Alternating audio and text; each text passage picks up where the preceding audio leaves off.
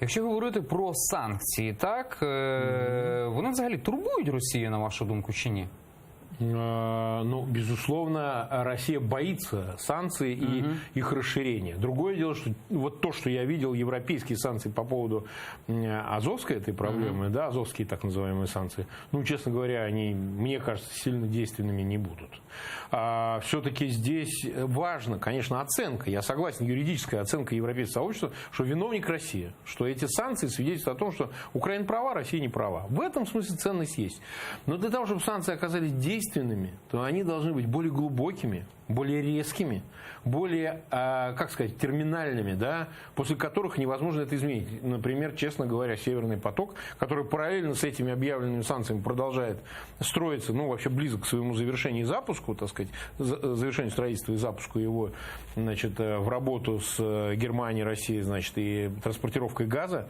Это разнонаправленные вещи, вы понимаете, потому что Германия, от которой как стороны зависит работа этого трубопровода и все, что с ним связано, с Россией, взаимоотношения и так далее, могла бы, с моей точки зрения, гораздо большие санкции ввести путем требований, ультимативных требований, отпустить вообще всех политзаключенных для того, чтобы иметь хоть какую-то перспективу продолжать этот Северный поток-2, понимаете? А тобто, на вашу думку, що Німеччина могла би поставити, так, висловити навіть ультиматум Росії: хочете Північний потік-2, пускайте українців. В частности. Мы уж не говорим «верните Крым», ладно, это вопрос, может, долгосрочный, но вернуть политзаключенных, вот эти 100 несчастных человек, можно было бы?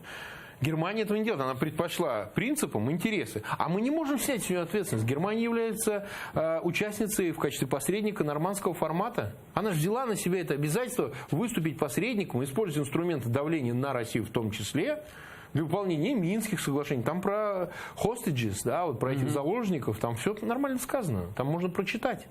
Да, они считают, что это не распространяется, эти Минские соглашения, на политвязнях, которые в России. Это позиция Москвы.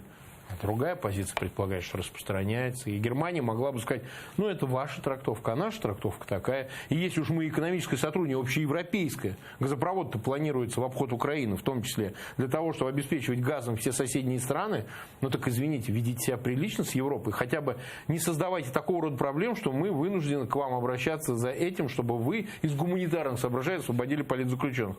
Как можно с дьяволом торговать, когда ты видишь, что ну, совершенно сатанинские предпринимаются действия в отношении соседнего государства?